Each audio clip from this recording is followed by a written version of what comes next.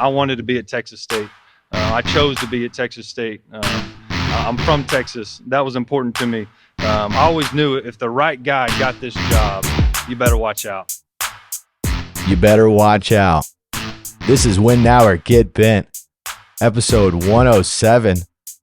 If you don't already know, I'm Kev Tardello, coming to you on Tuesday, the 4th of July. Happy birthday to America, and happy birthday to my dad as well. I gave a parental shout out on the last pod. My parents are 4 days apart on their birthdays, so it's my dad's birthday now. Happy birthday to him.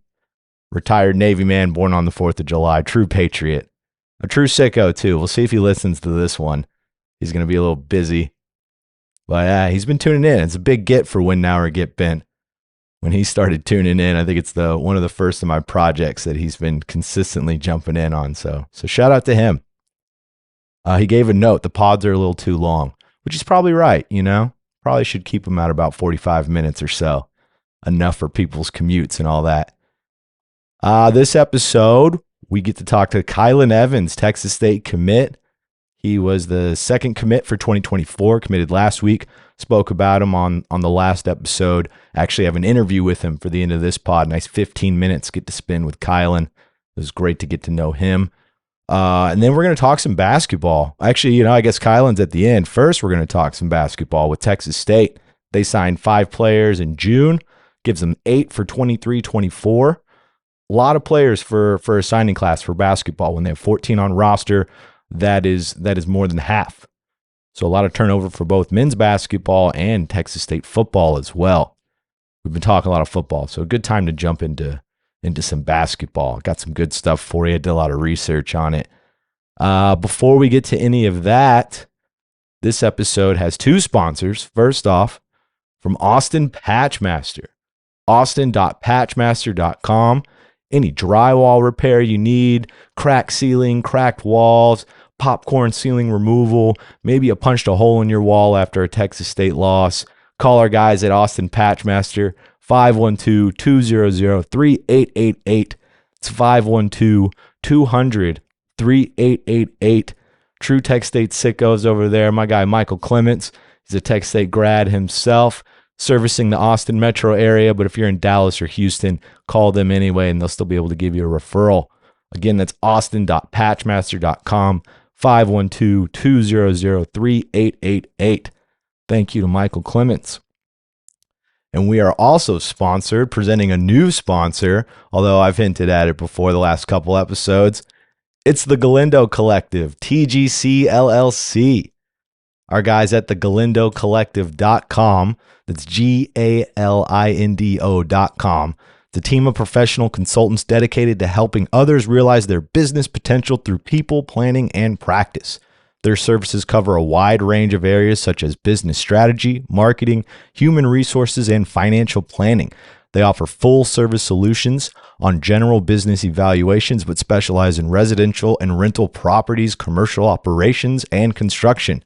If you own property and want to maximize its profitability, hit up TGC at thegalindocollective.com and follow their social media platforms on Twitter at TGC_LLC, Instagram and Facebook at the Galindo Collective. You search those, you'll be able to find them pretty quick there. Shout out to my guy, Rick Galindo. He's even given me some business consulting for this pod, some strategy that we are starting to enact. Can't thank them enough. They've sponsored the next 50 episodes starting today. This is the first one here, and they have funded our trip to Sunbelt Media Day at the end of the month. I don't know if I've even said that one on the pod yet, but the Wizard and I will be heading to New Orleans July 23rd through the 26th to cover Sunbelt Media Day. Texas State, of course, will be featured. GJ Kinney, some players. There'll be some festivities, whole bunch of stuff. And thanks to the commitment by the Galindo Collective for the 50 episodes and for that trip. They got our hotel rooms booked and everything, so we will definitely be there. And we got a nice new shiny camera to show things off. A lot of that's because of you sickos buying merch too at WNOGV.com. Thank you to all for doing that. Especially my guy Sheridan Simon. Just saw he bought $100 worth of stuff. So shout out to him. Appreciate you, man. True sicko. In fact, I'm gonna circle back and probably talk about Sheridan later with something else he DM'd me, a nice little fact that I was forgetting to add in there. But yeah, thank you to Austin Patchmaster and to TGC. Let's get to these Bobcats though. I mentioned Kylen Evans, a little bit more on him before I get to basketball, like I was talking about. Lots I want to talk about with basketball. But Kylen Evans, Frisco Emerson wide receiver, 6'2", 180 pounds. He had offers from Texas Tech, Memphis, Harvard, Columbia, Arkansas State, Tulsa, Toledo, Sam Houston State, Liberty, and Air Force. Nice list of offers for Kylen. It's a wide receiver friendly offense that he's coming into. He talks about it when I interview him. It's good to be 2 for 2 for the 2024 class on the pod, getting those guys in there and getting to talk to them and get to know them before they fully sign and become a Bobcat. But yeah, it's a very well-spoken young man. I mean, you can tell from the Harvard Columbia offers that it's a pretty sharp kid, and I feel he demonstrates that in the interview. So hang around for that. We'll get to basketball. Let's do this. Been too long since I've talked some basketball, since I've talked some other sports, really, since baseball season ended. Feels like it's been football for over a month, which is fine with me, fine for a lot of you. I'm sure you football sickos out there, you don't mind talking ball. But let's talk the other ball, some basketball. So as I said at the top of the show, they signed 5 more last month. Did it kind of quietly. I guess I say quietly just because it's June, so it's a quiet time for collegiate sports. But yeah, they brought in 5, which gives them 8 total for the 2023-2024 class. As I was saying, with 14 available roster spots, it's a lot to add 8 and then 5 in one signing specifically.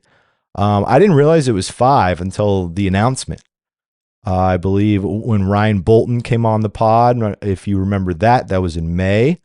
I think he was their 3rd, which would have given them 6, which even then 5 to 6 would have been a lot. Yeah, actually now I'm thinking on it, I thought it was 5 total, including the 3 who signed in December, which is also interesting that the way basketball separates the early signing period with the one in June, all the way from December to June. You know, with football, it's December and February, really close together. But their signing periods are a little different. But the 5 that signed in June, I just mentioned Ryan Bolton. He was on the pod. He's 6'10", true freshman out of a Legacy of Sports Sciences High School in Houston. He's kind of a developmental project, but he's a big developmental project. Like if you watch his film, he looks more like that traditional big you'd see from the 90s at that center position. But I'm sure he can develop some moves and get more instead of just the post work being a big man, get a little more touch in there. That'll come with experience. He's a developmental guy. If you know Brandon Love on roster right now, kind of similar to how Brandon Love, his trajectory, where he had some appearances as a true freshman. Then he started to start a few games. I think it was like 7 games last year. So I could see that same trajectory for Ryan Bolton. Next one on my list here is Colton Benson. I don't know if I've talked about him, but I like him a lot. It's a local guy from Bowie High School. I've had to have talked to him. Now that I'm saying it again right now, I've had to have mentioned this guy before. But he was at the Air Force Academy last season, averaged 11.6 points per game, 43% shooting from the field, 37% from 3, 2.5 assists.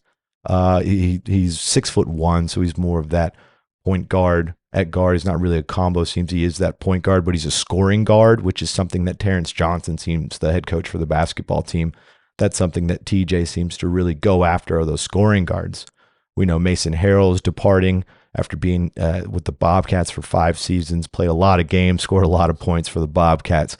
He was at that point guard position, undersized at 5'7", still putting up those type of numbers that he did. He will be missed on this team for sure. So they're going to have to fill in at that one spot. Colton Benson might be the answer, but we're going to go through some other players. I think he might be off the bench at the beginning. He still has 3 years left to play. That was just his freshman season he spent at Army. But yeah, Bowie High School is right up in South Austin. Whenever Withers was here, that's where his son attended, Pierce Withers. And then Pierce was a corner at Bowie and then ended up committing and signing at Texas State for a little while. Then he transferred out.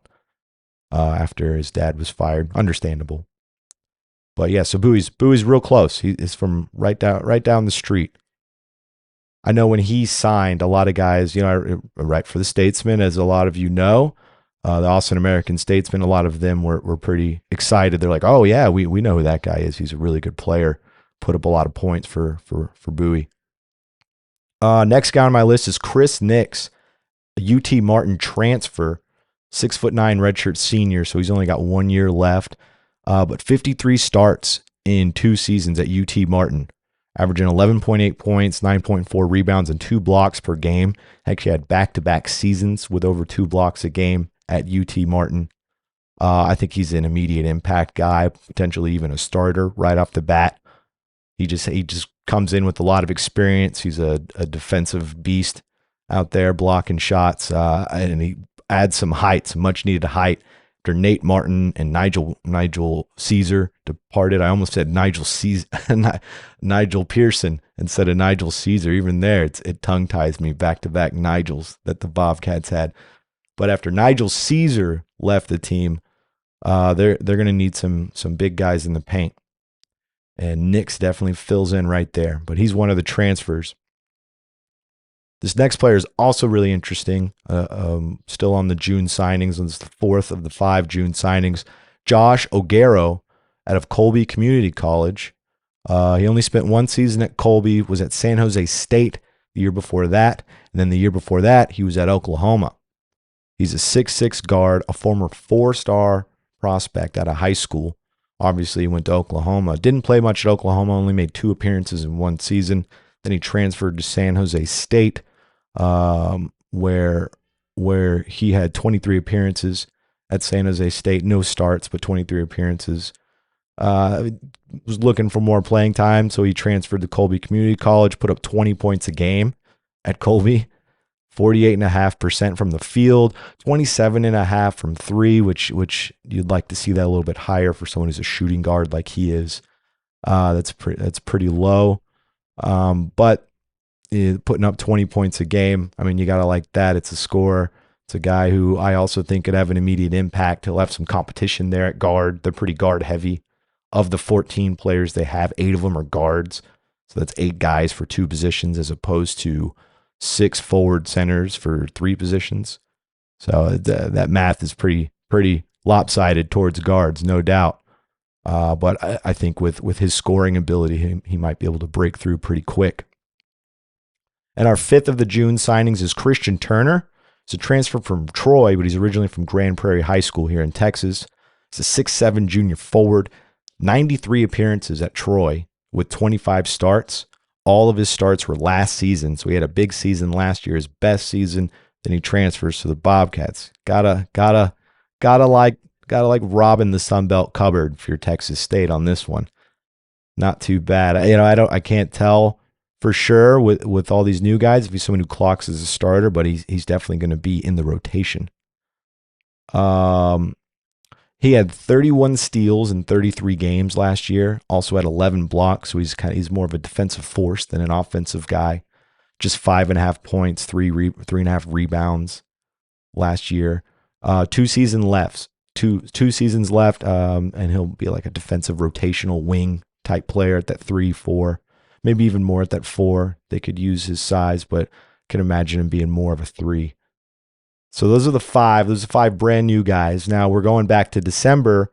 We're going to talk about the other 3 new signees. These are the first 3 that signed. Caden Gums, a lot of you know who that is. San Marcos High School product. He's a local guy, 6 foot, true freshman. Averaged 17 points and 6 assists his senior year at San Marcos. He's more of that traditional point guard as opposed to Mason Harrell or Drew Drennan or even Benson, who's coming in. Who those guys are more scoring point guards. You have Caden Gums, who's more that traditional, runs the point, sets up the offense type style. I think he's going to be. I think he's going to be a pretty good player down the road, but he's a developmental guy for sure, especially with all these guards going on right now. It'll be hard for him to break through as a true freshman. Could even see him redshirting, but we shall see. We'll see what happens with Caden Gums. Next up is Dante Horn, out of Howard College, the community college in San Angelo. He's a 6'4" sophomore guard, 3 seasons left. I see him as a rotational combo guard. Seems he can play both point or shooting guard. Same with the combo guard tag for the next guy, Elijah Tate, out of South Plains College. He was at UAB the year before, and then Odessa College the year before that. Same 6'4" combo guard, same just as Dante Horn. He only has 1 to 2 years left, and I see him as a rotational guy. So those are the 8 new guys. With the returning starters, gives them 14. Let's go through these returners. The first one I have on the list, I think I've incorrectly said on this pod that he left because he graduated. Now this is we're talking about guard Drew Drennan. Some of you may have got excited, like talking about Mason Harrell. No, I'm talking about Drew Drennan. He partook in the senior day festivities during the season. So it seemed like, okay, this is it. He's going to wrap it up. But that may have just been, let's find out if I have another year of eligibility. If not, I'll take part in this event in case it was his last game. Seems that was the case because he's going to be back, at least according to the roster on the website. They've updated the roster fully with the other 8 guys and the other departures, who we will talk about here in just a little bit. I thought I was going to talk about Drew Drennan in those departures, but I'm not. He's still there, which is actually really big for this team with Mason Harrell leaving. It was kind of a big question mark at the point guard position. What are they going to do? I mean, Mason Harrell's been their point guard last 5 seasons. But Drew Drennan has played a lot of games. I mean, 19 starts last season. He's a scorer, only 6.8 points per game last season, but he was, with those 19 starts, he was at that shooting guard position next to Mason Harrell. So he could be a combo guard, but I could see them letting him run the point because when he would come in off the bench, he would run point. And I guess a lot of his 19 starts were probably when Mason Harrell was hurt. Now that I was thinking about it, Mason Harrell did miss a lot of time during the season. So, but yeah, 37% 3-point shooter, which was the best last season. It's not super great, 37%. It's not a all conference type numbers, but it's pretty solid, especially when they were struggling somewhat from 3. So he has the best percentage of the returning guys there. So yeah, Drew Drennan. Then you have forward Brandon Love, 6'9" forward. I mentioned him a little bit earlier. He's been coming along slowly his first 2 seasons. Had 7 starts last year, been a developmental project, but he's a big guy at 6'9", much needed size. After Nigel Caesar and Nate Martin graduated, they're going to need all the help from the bigs they can get. So you got Brandon Love coming back. Got sophomore guard Jordan Mason, 19 starts last year as a true freshman. Pretty impressive true freshman campaign from Jordan. We have 6'6" sophomore forward Davion Sykes.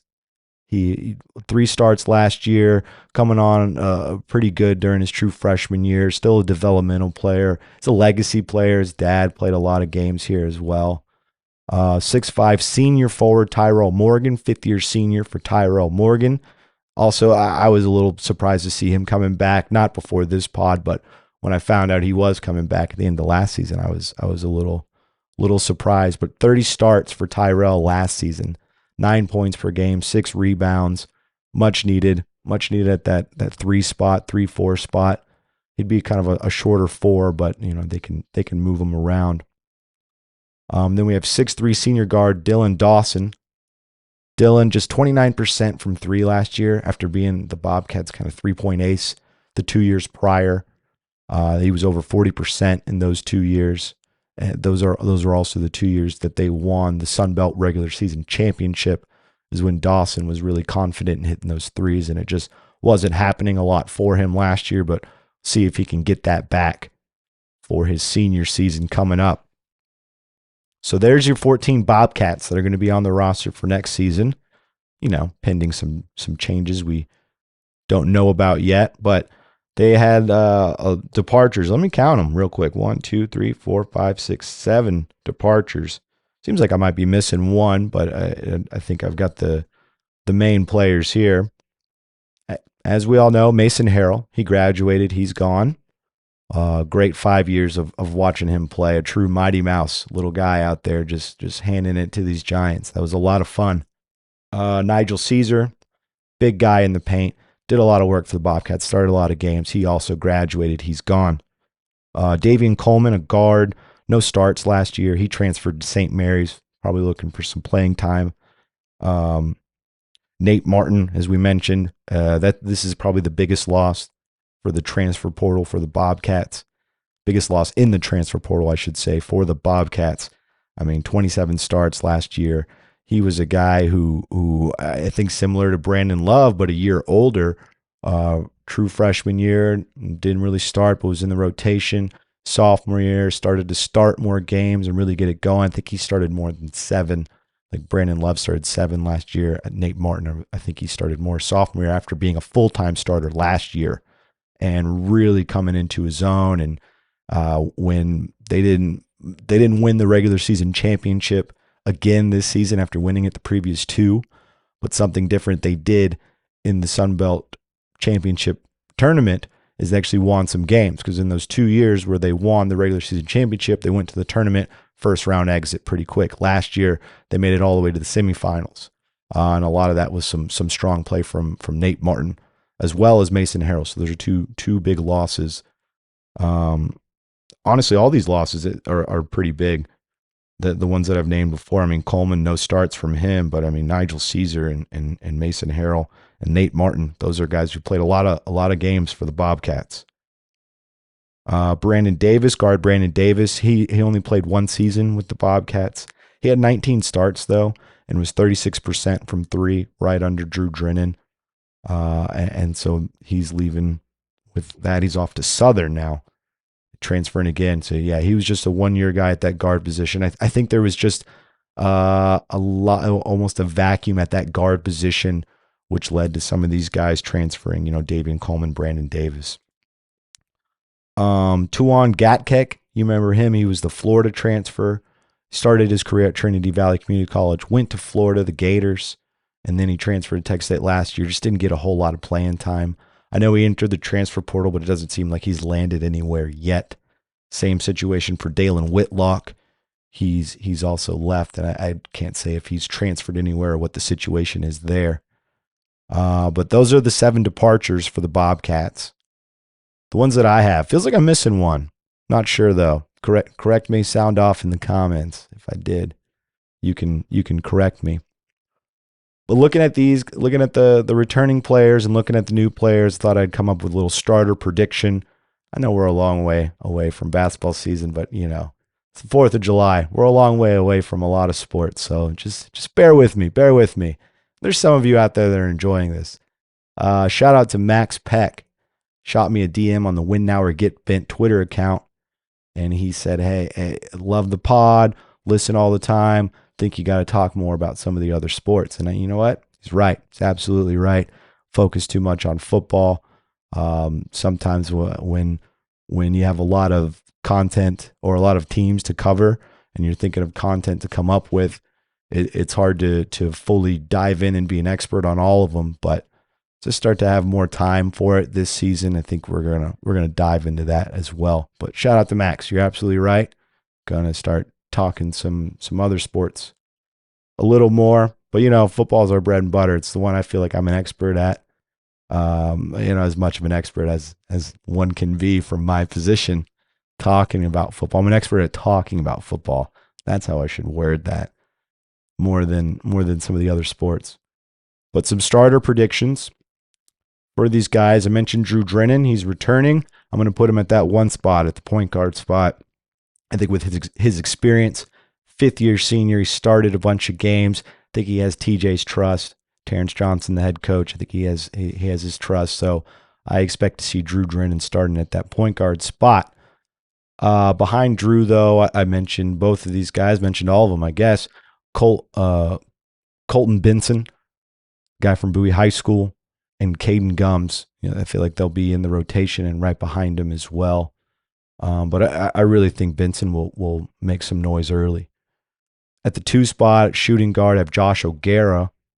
I mentioned him. He was the former 4-star prospect out of high school, 20 points a game at Colby College last season. I like his potential and what he brings, even though I have him over some guys who have played here already before. Because behind him I have Jordan Mason and then Dylan Dawson. I would have Dylan Dawson higher. We'll see if he can get that confidence back, get that three-point percentage back up. Because I think that's really what, when he would get on the court, that's what they would look for him, is he was the shooter. And so if he can get that back, I think he can work his way up in this rotation. But pretty open at that shooting guard spot, more so than I think point guard. I think Drew Drennan is pretty safe to say he's going to be the guy there. But Jordan Mason could overtake Josh O'Garrow. You know, I've yet to see O'Garrow at all. This is all speculation. At the 3 spot, small forward spot, I have Tyrell Morgan. Feel pretty safe with that one. I mentioned earlier, 30 starts. He's coming back, 5th-year senior. He's a real rim rocker, can slam that ball. Does a lot on defense. It's a real versatile wing. Seems like he even tough enough to get in the paint and play some 4 as well. But behind him, I have Davian Sykes, true freshman last year, coming to sophomore year, legacy player. Really like his athleticism, some stuff we saw from him last season. It still needs a little bit more developing. He's a young guy, but he's going to be heavy in the rotation again. I think he may even get more than those 3 starts that he had last year. At the 4, I have another new guy with Chris Nix, the big guy. Chris Nix, is a UT Martin 6'9" guy. Probably only has 1 year left, right? Is that what I have here? Yeah, just 1 year left, because he started at community college before 2 seasons at UT Martin. So, but he's a defensive force that I think they're really going to need in the paint with his size at 6'9". I have Christian Turner behind him. That's the Troy transfer. I could see Christian playing 3 or 4, honestly, but I think with how things are shaking up, he may fit into that 4 power forward spot. They don't really do the too much traditional center work, but I just have them designated as this for this list. But at the 5, at the center spot, I have Brandon Love. He's with Nate Martin out, with Nigel Caesar out. They're going to need someone to step up there, and Brandon Love has been here for 2 seasons. Started getting in the rotation, as I've said before, last year in the starting rotation. So I think that he's someone that we'll see starting more than we did the last couple years. And then behind him, Ryan Bolton. He's a developmental guy. He still needs a lot of time, but I think that he's going to have to get in there early, because they need bigs. It's a guard-heavy team right now. They have 8, like I said earlier, 8 guards at 2 positions as opposed to 6 forwards at 3 positions. So there's a bit of a need right there at that center position. So I could see Ryan Bolton getting in there pretty early as a true freshman. I guess I listed 10 or 12 of the 14 guys. The only 2 I didn't really mention were Dante Horn and Elijah Tate. They're both very similar at that 6'4" combo guard spot. I'm really interested to see if maybe they're like, maybe this guy could be an undersized 3, or maybe you can be more of a full-time point guard, or what they're going to do, because there's a lot of guards, and that's what I'm saying with Horn or Tate, maybe that guard designation, because they're both 6'4", that could change for now. So those are the only 2 guys. I don't know for sure what they're going to do with them. But there you go. Basketball in the middle of summer. How about that, everybody? Nice to have Drew Drennan back. That was a nice surprise. I feel like I mentioned it on a pod, and somebody said, I thought Drew Drennan was coming back. And I told them, no, they're not. And this was a pod a while ago, because it was like I saw him at the senior day festivities. It means he's all done. But that 2020 season, it just, the ripple effect continues from that, with still giving these guys eligibility. So Drew Drennan back. Next episode, we'll get back to more football. I want to do best wins for the Bobcats. I talked a little bit about that when we talked about App State and those gold black jerseys that we litigated a little bit, if those count as all black. But I talked about how that game was one of the better wins for the Bobcats, in the Houston game and the Ohio game. And my guy Sheridan, shout out to Sheridan, he shot me a DM saying, what about the Tulsa game from 2014, which I completely forgot about. I don't know how I forgot about that. Triple overtime game from 2014. Bobcats win 37-34. That one's definitely on the list. I think this list of best games, see if I can come up with a good top 10. We'll do them FBS era, maybe even just the KEF era from 2008, because there's a good one from 2008 too, that Sam Houston State won to win the Southland Conference at the end of the season, beat Rhett Bomar. I was there in person in Huntsville. There's been a lot of good ones, so I'm going to come up with a good list of the best wins for the Bobcats. We'll say in the KEF era for 2008, because I'll be honest, if we say FBS era and I got to come up with 10 wins, you don't need me to rub salt on the wound. You know where I'm going with that, Bobcats, but that's okay. So if you give me back until 2008, was that 15 years, the best 10 wins from the last 15 years, I can come up with a good list for that one. Yeah, we'll jump back more into football, talk more recruiting, speculate more on fall camp. Lots of good stuff on the next episode. We'll come out on Friday with that one. Been keeping up with our Tuesday, Friday schedule. If you've been noticing, that's when we've been releasing the pod. Me and Zach Webb, the producer over here, we've been figuring out our nice workflow with that, and Tuesday, Friday seems to work out. We'll continue that into the season. And of course, we're going to do something during the season on Saturday nights for right after the game. Probably just a quick reaction video, whatever we decide to come up with there. So yeah, make sure you watch out for Tuesday, Fridays. If you stay subscribed on the Win Now or Get Bent YouTube channel, you don't even have to remember what the day is. It'll just pop up on your feed whenever it shows up. So go ahead and do that. And hey, you know what? Go ahead and follow us on Instagram now, WNOGB on Instagram. I started an Instagram account I was like, okay, I'm eventually going to post on here. And after all the Twitter debacle from this weekend, I went and looked at it. It already has 7 followers, 8 now. I was like, I guess I better follow if other people are. So go follow us. If we get to 10 followers, I'll actually post on it. No, but I am going to start utilizing. We're going to put clips from the YouTube on there, advertise merch, stuff like that. Maybe start breaking some news on there if Twitter fully goes down. But because we're gonna have to adopt all of them. You'll see us on Facebook. You'll see us on TikTok. We're gonna get all that down before the season starts, so we can keep peppering you with as much content as we can on all the platforms. But big thank you to TGC, big new sponsor. Real excited to finally get to start reading that nice long copy that you heard me read. Who knows? Maybe by the end of the 50 episodes, I'll have that memorized. I hope so. And of course, thank you to Austin Patchmaster, austin.patchmaster.com for sponsoring us the last, 8 episodes or so. Really appreciative of them over there. And it's TGC, thegalindocollective.com, and austin.patchmaster.com. And we're looking for more sponsors for the season. We're going to continue to keep plugging these local businesses, some businesses from Sickos. We're talking with some in town right now in San Marcos. Some of them you might know. But if you want to advertise with us, wnogbkeff@gmail.com. That's wnogbkeff@gmail.com. Reach out to us. We've got nice discounts for Sickos, affordable rates for local businesses, and helps us grow, helps us provide better content, more content, quality content, and greatly appreciative for all your support, all the supporters out there, for continuing to buy merch, to subscribe to stuff, download, and share with all your friends. Really appreciate all of you out there. It has helped us grow. And of course, thank you to Zachary Webb for producing this episode. The wizard over there does a lot of hard work, does a lot of great stuff. He's the real reason you got to watch the YouTube so you can see his video editing skills. He should be very proud. He's been doing a great job making me look good. That's a hard job right there, and he does a very good job of that. But that's it. That's it for this one.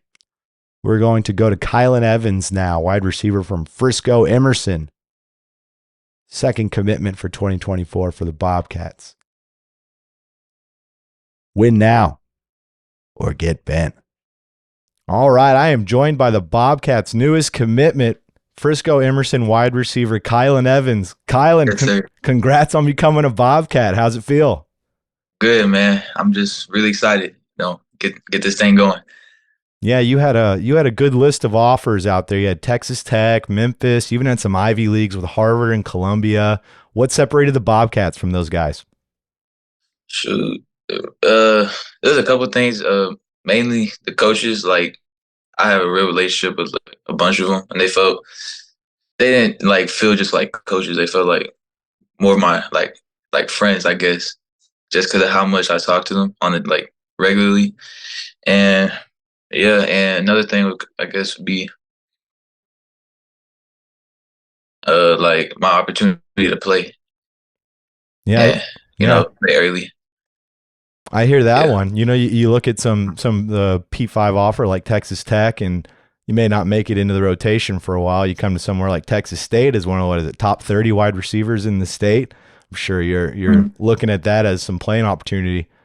Yes, sir. You mentioned the coaches. Who was the main coach that recruited you?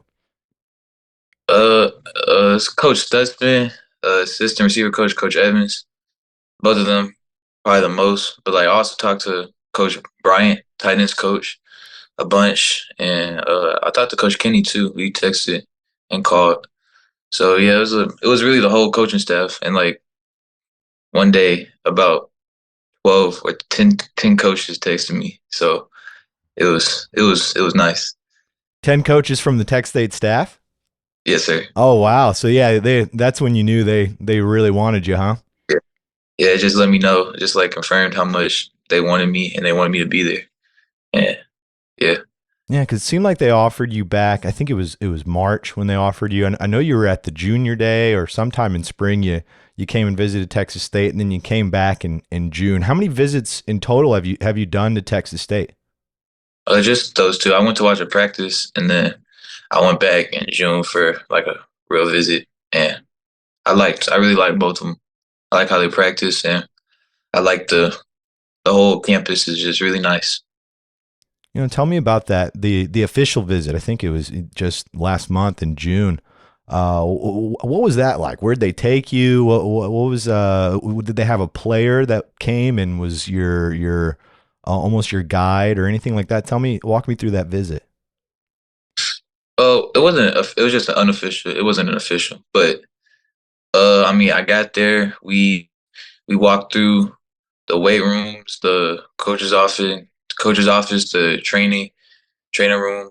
Uh, I mean, then we went to take pictures, and that was nice. And then after, uh, then we drove around the campus. Saw some dorms. We saw the like the student center. It's like new, the LBJ student center, and that's is nice.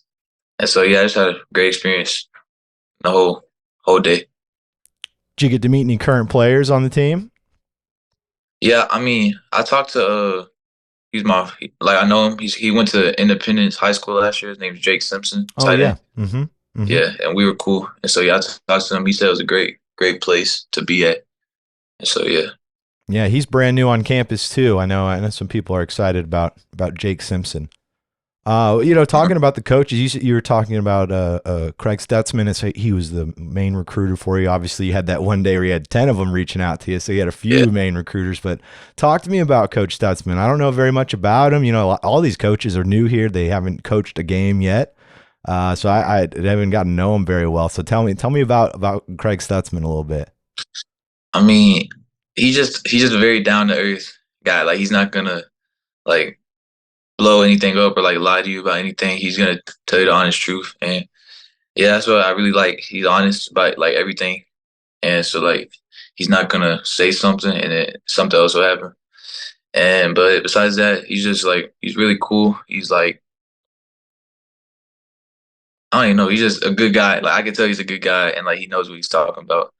And yeah, I feel like we have a connection going on. Yeah, it seems like he's going to be a part of a high scoring offense. At least that's what they anticipate. I know GJ Kinney had one of those last season at Incarnate Word. I'm sure you know all about that, how many points they were putting up and all that good stuff.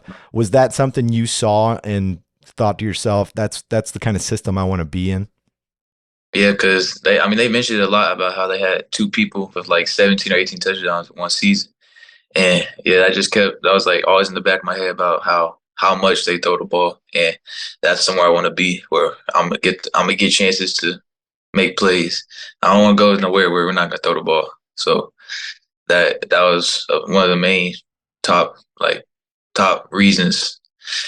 yeah, and Yeah, you mentioned that this coaching staff, they're a real friendly bunch, and I think it's because they're such a young crew. I mean, all I think the oldest guy on the team is like 44. That's a really young for a coaching staff. Do you think that that plays a long way with how much these guys they are they understand how to use social media, and they can kind of there's more relatability to some younger players. That's something you felt with these guys? yeah, I feel like we could like connect with a lot of things. It wasn't like we weren't like on the same page about things we were talking about. Like, Coach Evans would call me. I would like we would talk about playing 2K, and and yeah, it just felt like I could really connect with them as people and not just like a player and a coach. What's your go-to 2K team? Shoot, uh, the Lakers. Oh, okay. LeBron LeBron fan? fan. Yeah. Yeah, Okay. Okay. See the greatest of all time over there. yeah. It's close, but yeah, he Yeah. is Yeah. in my opinion. It's a fair argument. It's one we don't litigate here on a Tech State one, but it's a fun one for sure. Yeah. Coming out of Frisco, Emerson, tell me about Emerson. What kind of offense do y'all have? What's it like up there? I mean, we have more of like a last year. We had more of like a balanced O offense. Like we'd run past, and then whichever was working, we would just stay with that. We wouldn't try to force like certain plays. And we have like so yeah. So like sometimes I get like 10, 12 targets a game in one game, or sometimes I get like 3 or 4. But I would always have chances. But yeah, it wasn't like we're pass heavy or run heavy. So it's really hard to like guess what we're gonna do. And yeah, I mean it worked. We went 9-1 in regular season. I mean Yeah. we lost first round, but besides that, yeah, it was a good season. That's a good season, 9-1 for sure, and you made the playoffs. You know, it's the one misconception I feel people have when they think of GJ Kinney's offense is that it's a like an air raid, like they pass all the time, but it's pretty balanced too, kind of like you were talking about with Frisco, where they will actually run the ball a lot. I think the thing that they do different is they hurry to the ball and they're trying to snap real fast and keep it going. Is that something you may have to get used to, like that sort of fast paced style offense? I don't know if you've been able to pull up some Incarnate Word tape, but I don't know what do you think about all that? I mean, at our school, we have pretty like a lot of times after a big play, we'll call hurry up, and so like the defense can't get ready and they're still scrambling. And yeah, we'll call a lot of quick like one play right after the other. Sometimes we play slow, but most of the time it's fast. Like that's all our head coach, Coach Miller. That's what he wants us to play fast and be ready to like get the play fast so we can line up before the defense gets ready. Yeah, it seems like that's really the wave with these offenses, especially at the college high school level, where it's go go go as soon as the play is over. So it seems like it's something that's pretty common these days. So I'm sure you're getting used to that as well. Yeah. With GJ Kinney, tell me about what do you think of GJ Kinney? I was just talking about young coaches. I mean, he's 34 years old as a head coach of the team here. What were your impressions of him when you got to come on visits and talk to him? I mean, he's really cool and that like all the coaches there are down to earth, but he's nice and like he told me whenever he was like, we want you. Like he made it known like that he wanted me to be there and like he believed in me. And so I really just like knowing that he believed in me and wanted me personally, it boosted my like thoughts of him and the whole school in general.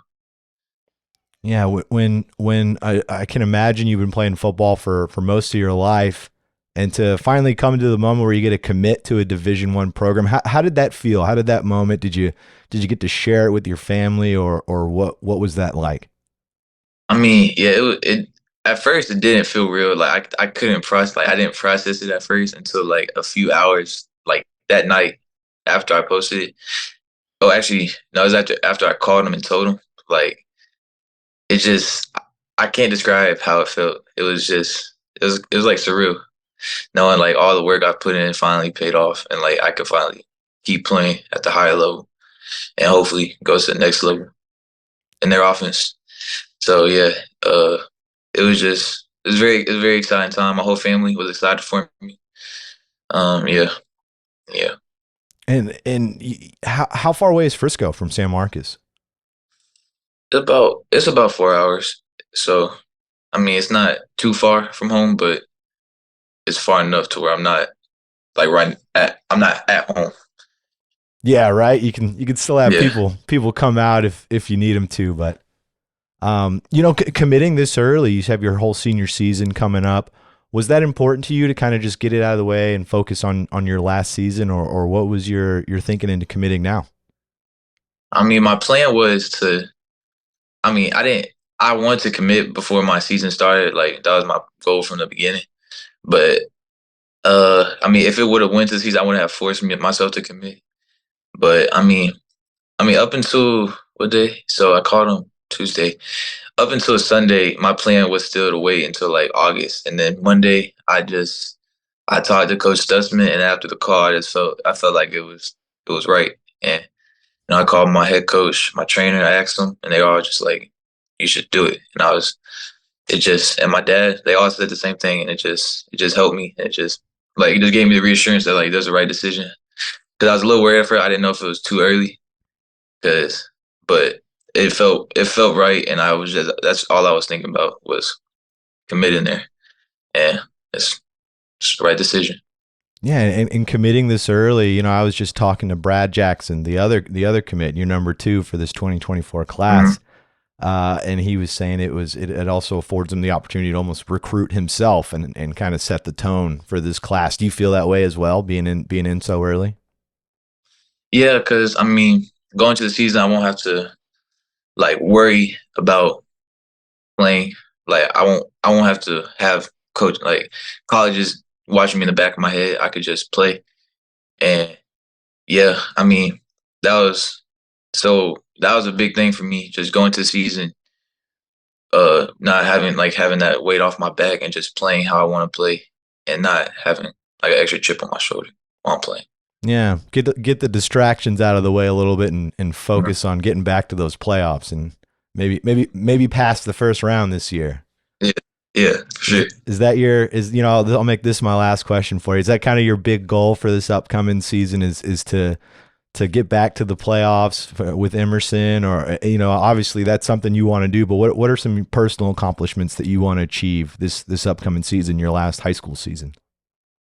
I mean, personal, I guess, would be to break 1,000 yards receiving, which I should be able to do because no, we have a new quarterback transfer, Mike Hawkins, committed to Oklahoma. Mm. So yeah, I mean, we've had a connection for we played together in middle school, so we've had a connection since then, and so we have good chemistry. And yeah, as a team though, I mean, we were that was our first varsity season last year, and we had all juniors, and it's like we were all juniors down. So with everybody returning back, and like no, like we have all seniors this year and all juniors, we should go very very deep. I hope maybe win a championship. That's what my goal is. Win a championship. I like it. I like the confidence. Hey, man, with the new quarterback, like I said, it was my last question. Now I got to ask you a little bit about Mike Hawkins because I didn't realize that. What's that been like? A really good quarterback. You just said committed to Oklahoma. Have you been working some routes and getting that chemistry going this summer? Yeah, we've been throwing a lot, like almost every day.